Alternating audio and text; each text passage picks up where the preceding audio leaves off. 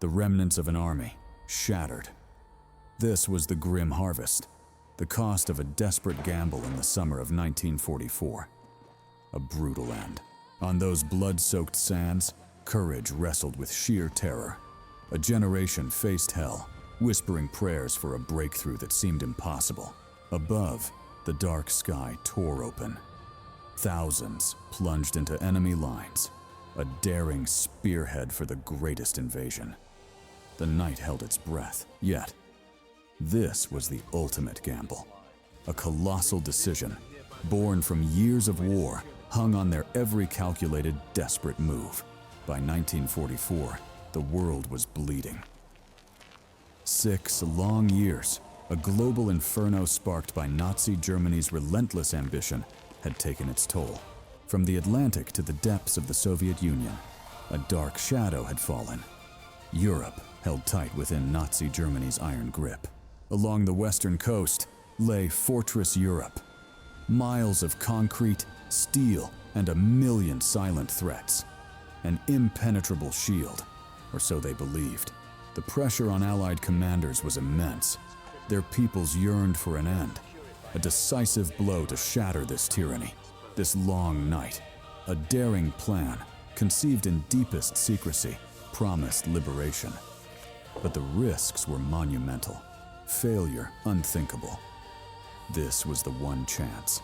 This quiet coast, soon to be etched in history, held the key.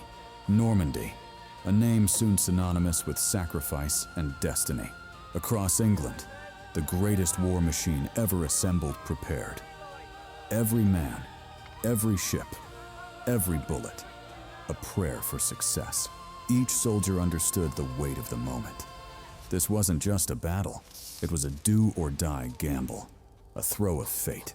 A single day, a single stroke could turn the tide of history. D-Day, the ultimate gamble, poised to reshape the very world. The sheer audacity, the unparalleled scale. Humanity's greatest invasion was upon them, a monumental surge against Fortress Europe. The year is 1944. Across Europe, a dark shadow had fallen, cast by the iron grip of Nazi Germany. A continent held captive, yearning for liberation.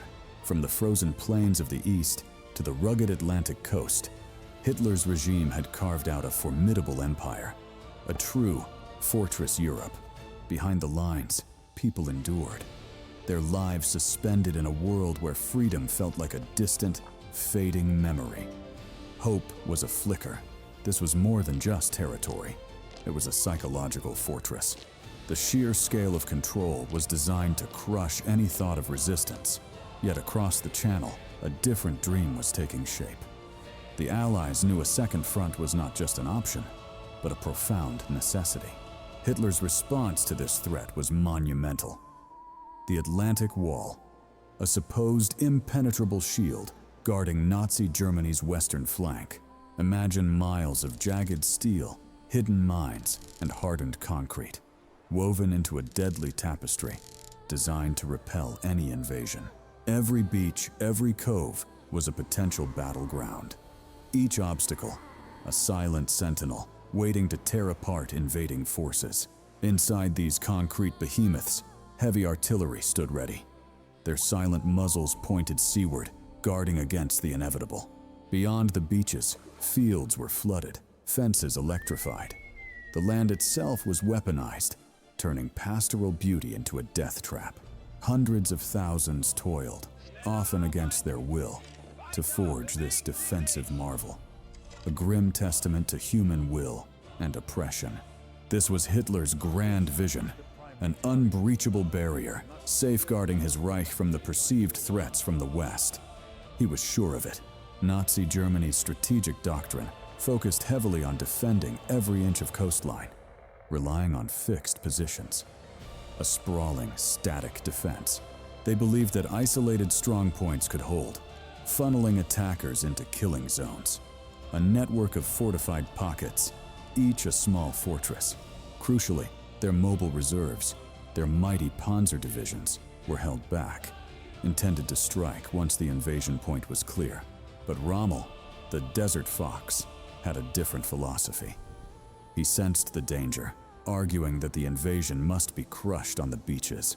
This fundamental disagreement between commanders would become a critical flaw, a strategic rift that would haunt Nazi Germany. For the Allies, planning a second front was a nightmare of staggering proportions. The English Channel itself was a formidable foe. Memories of past defeats, heavy losses at Dieppe, loomed large. The cost of failure was simply too high to contemplate. Imagine coordinating millions of men, thousands of ships, and endless supplies. The logistical ballet was unprecedented in history. Meanwhile, the Soviet Union bled on the Eastern Front, urging, demanding a decisive Western intervention to relieve their burden.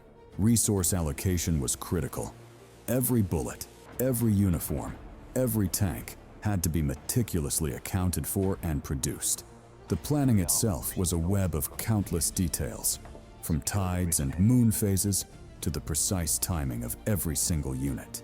Leaders wrestled with risks, Churchill's caution against American eagerness. The stakes were nothing less than the fate of the world.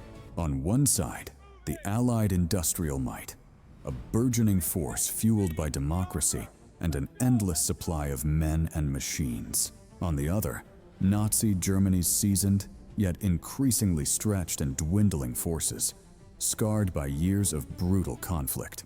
The Allies held air superiority and naval dominance, crucial advantages. The skies and seas were becoming their exclusive domain, yet the German defenders possessed invaluable experience, fighting from prepared positions. They were tough, resolute, and highly trained. To succeed, deception was paramount. They needed to blind Nazi Germany, to lead them astray, to ensure surprise. A cunning game began. Operation Fortitude was born, a grand theatrical performance. Phantom armies, inflatable tanks, and false radio traffic created a mirage. General Patton, feared by the Germans, became the linchpin, leading a fictitious force. His very presence was a weapon of deceit. The deception worked. German intelligence, clinging to their preconceived notions, swallowed the bait, hook, line, and sinker. Eisenhower, the supreme commander, carried an immense burden. The fate of countless lives and the war rested on his shoulders. Across the Channel, Rommel and Rundstedt braced, knowing an invasion was imminent, yet tragically divided on how to meet it. But why Normandy? Its beaches offered access to inland roads, its defenses were less formidable, and it was within range of air cover. Every element of nature had to align: the tides, the moon, the weather. It was a gamble, dependent on fleeting moments of opportunity. And so, the vast preparations continued. Thousands of ships, millions of rounds, countless lives, all converging for one monumental moment. The stage was set. The greatest gamble in military history was about to begin. Europe held its breath, unknowingly awaiting its dawn. As darkness cloaked the world, a silence descended, heavy with the weight of an impossible dream. Horror was upon them. Thousands of young men, barely more than boys, prepared to leap into the unknown. Their hearts beat a desperate rhythm. Each breath was a prayer, each glance a shared understanding. They were brothers, bound by the terrible fate awaiting them. Then, the green light. The terrifying promise of freedom and the chilling embrace of the sky called them forward. They plunged into the abyss, a chaotic ballet of falling men. The night exploded with flak and the roar of battle. Scattered like seeds in the wind, they fell. Normandy's dark embrace awaited, promising a baptism of fire. Many landed far from their drop zones, lost in the confusing dark. Isolation became their first enemy. The British 6th Airborne, with a daring mission, aimed for Pegasus Bridge. Precision was their silent weapon. Gliders, like silent ghosts, descended. Their cargo, men ready to face the very heart of Nazi German defenses. A jarring halt, then an immediate surge. The battle for Pegasus Bridge erupted, swift and merciless. They fought with raw courage, securing their objective. A crucial pathway to freedom was now in Allied hands. Meanwhile, the U.S. 82nd and 101st Airborne faced their own hell. Sainte-Mère-Église became a crucible. Some, tragically, landed in the town square, easy targets. The horror of war claimed them before their feet touched ground. Every street, every house, a desperate fight. They battled in the suffocating chaos, seeking their comrades. Through sheer grit, they took the town. A vital crossroads, bought with the blood of brave, scattered men. As airborne battles raged, another, even greater storm gathered. The naval invasion fleet approached, silent and immense. Steel giants, their cannons hungry for retribution, prepared to thunder. They would soften Fortress Europe. Then, hell broke loose. The roar of naval gunfire tore through the dawn, shaking the very earth. Explosions ripped through the Nazi German defenses. A promise of cleansing fire, yet some strongholds remained defiant. On the water, thousands of souls endured a different kind of torment. Seasickness and the paralyzing grip of dread. Each wave brought them closer to destiny. They gazed at the shore, a silent, deadly invitation to chaos. Omaha, a name that would forever be etched in history. A stretch of sand destined to become a graveyard. The ramps dropped, and a storm of lead ripped through them. Men fell before even touching the sand. The MG-42, a reaper's scythe, shredded flesh and hope. Omaha became a nightmare of unimaginable proportions. To move meant death. To stay meant drowning. Trapped in a killing zone, with no escape from the relentless fire. The promised armored support vanished beneath the waves. Tanks, meant to lead, became watery tombs. Engineers, heroes in their own right, braved death to clear the way. Their sacrifice bought precious inches. The tide, a cruel ally of the enemy, pushed against them. It was a race against the rising water and unrelenting death. Amidst the horror, leaders emerged, their voices raw. They pointed towards the bluffs, the only way forward. Every fiber of their being screamed in protest. Yet, something primal, something human propelled them. Through sheer will, small groups began to find pathways. The impossible climb, now their only chance for survival. With desperate ingenuity, they breached the wire. Each explosion, a tiny victory against overwhelming odds. Inch by agonizing inch, they ascended. The bluffs, once a death sentence, now offered a glimmer of hope. Finally, the crest. A moment of breath. Then the fight continued. But now, they had a foothold. They turned the tide, silencing the menacing pillboxes. The defenders, once impenetrable, now faced a new terror. Slowly, painstakingly, Omaha was being secured. The initial horror giving way to a brutal, hard-won advance. The screams faded, replaced by the moans of the wounded. The cost of victory etched into every face. They looked back at the carnage, a testament to human resilience. A victory born from unimaginable sacrifice. Each dog tag, a life lost, a story untold. Omaha would forever bear the scars of that terrible day. The beach was secured, but the shadow of blood still clung to the sand. A foothold, dearly bought. As the sun climbed, a new chapter began. The gamble had paid off, but at a price that would haunt generations. After the storm, a fragile calm. The beaches, once a hell, now offered a foothold. A tenuous grasp on Fortress Europe. Yet, the real battle lay ahead, beyond the sand. Every step inland was a testament to their unwavering spirit. The Norman countryside, so beautiful, hid a cruel secret.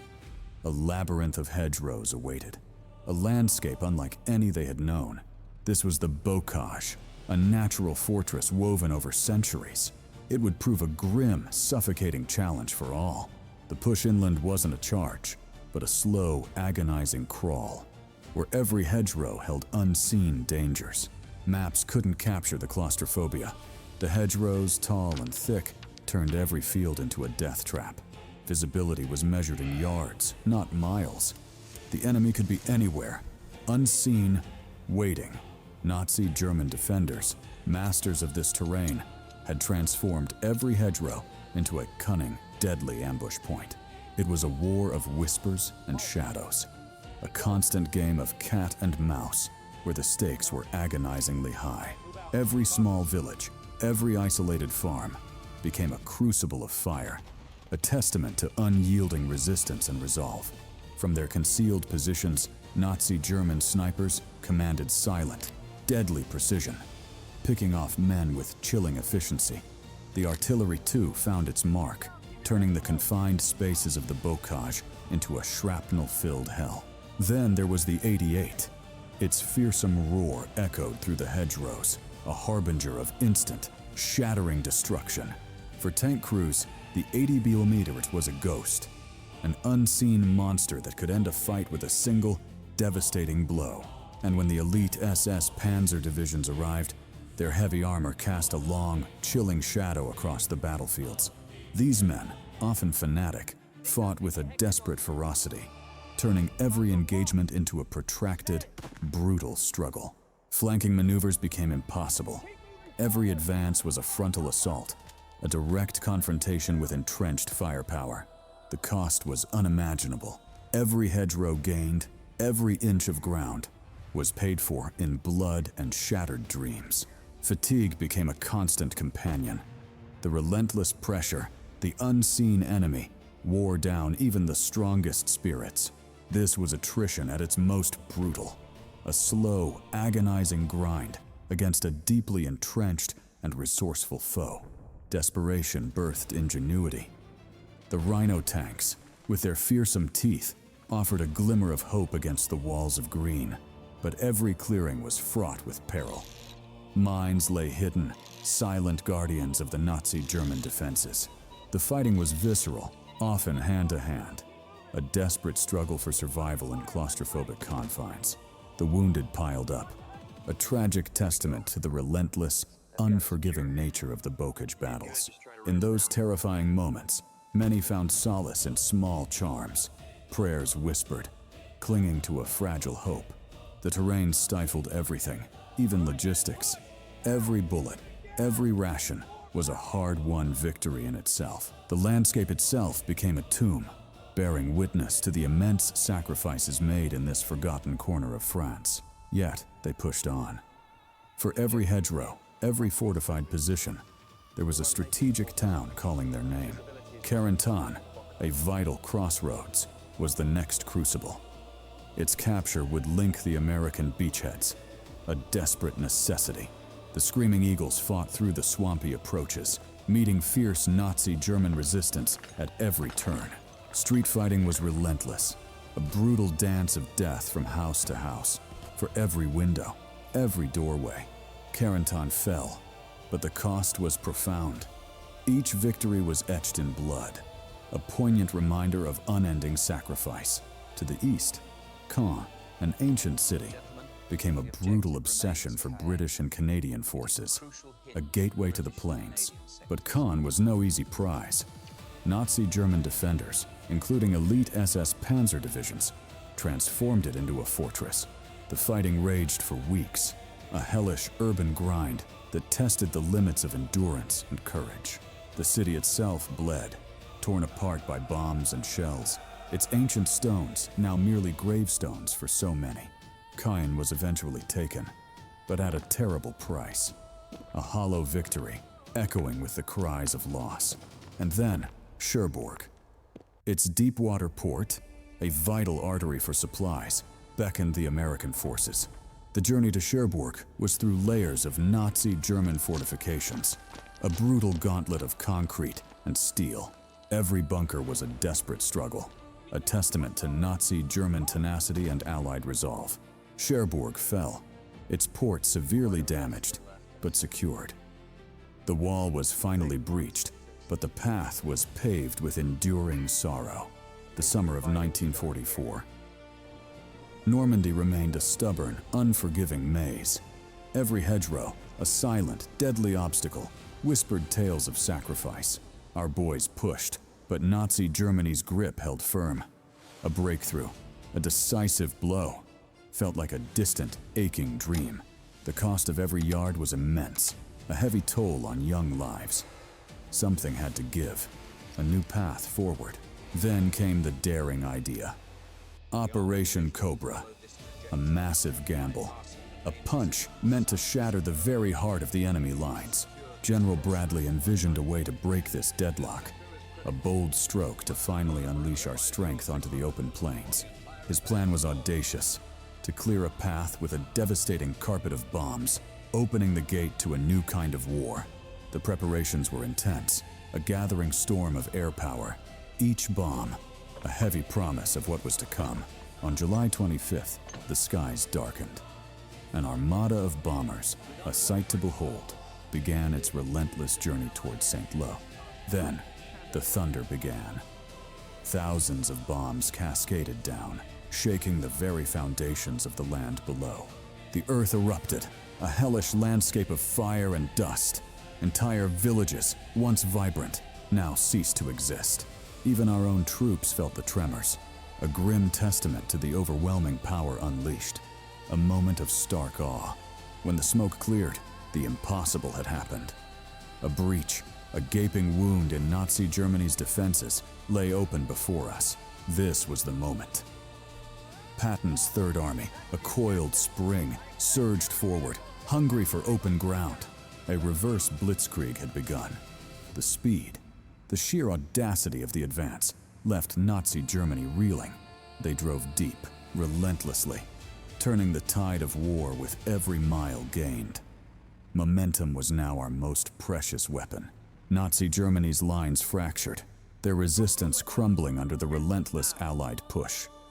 Despair began to set in. From his bunker, Hitler watched in fury. His rigid will refused to accept defeat, blinded by a desperate pride. Against all reason, he ordered a counterattack at Mortain, a reckless gamble, a final fateful roll of the dice. The German 7th and 5th Panzer armies gathered, preparing for a thrust that could either save them or doom them all. At Mortain they struck, but our lines held firm. The fierce fighting raged, a testament to courage and sacrifice. Our boys dug in, fought with incredible tenacity. They knew what was at stake, refusing to yield an inch. The counterattack faltered, then failed.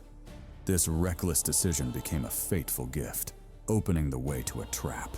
The trap was sprung. Allied armies, like mighty jaws, began to close around Nazi Germany's exhausted forces. The Falaise Pocket began to form, a desperate, shrinking circle. Thousands of lives were now caught in its unforgiving grasp.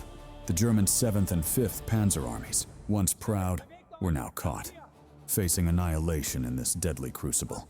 A desperate scramble for survival ensued.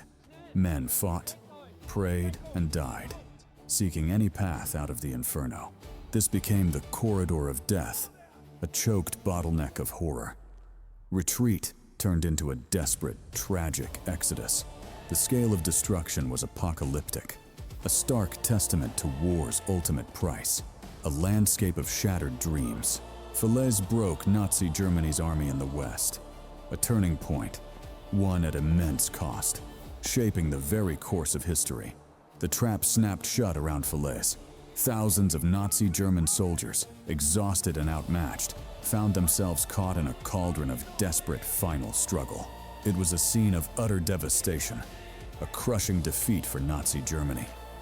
The dream of holding Fortress Europe crumbled into a nightmare of retreat. With Falaise sealed, the floodgates opened. Nazi Germany's once formidable Western Front dissolved into a hurried, desperate scramble for survival. The Allies surged forward, their momentum unstoppable. Every mile gained was a step closer to liberation, a whisper of hope growing louder across France. The heart of France, Paris herself, awaited her freedom. The resistance stirred, sensing the dawn of a new day after years of bitter occupation. And then Paris erupted. Bells chimed, tears flowed, and the streets danced with unimaginable joy. Freedom had returned, a city reborn, The Normandy campaign was over. But amidst the jubilation, we remember the profound cost, the immense sacrifices etched into the very soil of Europe. It was a gamble, daring and audacious. But the strategic brilliance, the sheer courage displayed, changed the tide of a global war forever. Normandy's legacy endures, a testament to freedom's fight. A single gamble, a monumental victory, shaping the Europe we cherish today. What does this mean to you?